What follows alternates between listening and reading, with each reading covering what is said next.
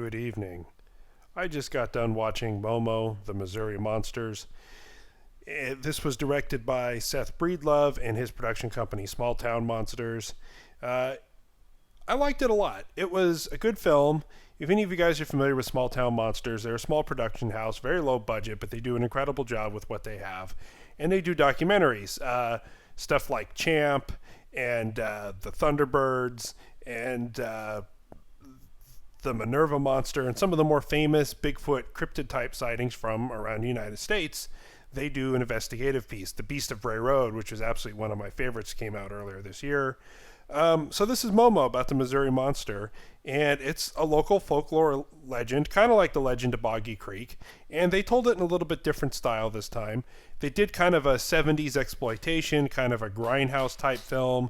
It was kind of a cross between found footage and a film that was never released, and it was done kind of almost like in an Elvira Monster Vision style, where you have a host played by Lyle Blackburn, who kind of goes over some of the local history and fills in some of the pieces.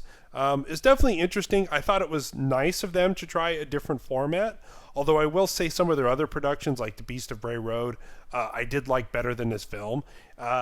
Although I paid, I don't know, $3.99 on Amazon for the standard definition one, and it was good. It was worth every penny. I think if it had been later at night, a little dark out, and I had a couple of beers and a bowl of popcorn, maybe with some buddies or something, but it was still good. It was still entertaining. It was a good way to get the thing across.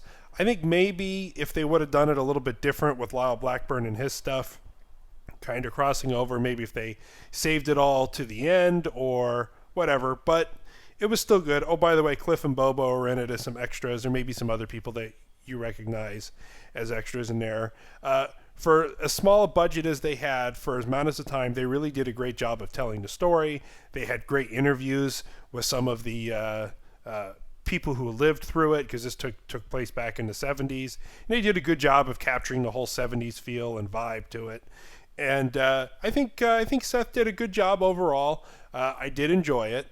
And it definitely did a good job of portraying some of the strangeness, because this isn't your standard UFO, or I'm sorry, this isn't your standard Bigfoot encounter, because there is sightings of UFOs that went along with this creature. There were strange lights in the woods. There were disembodied voices.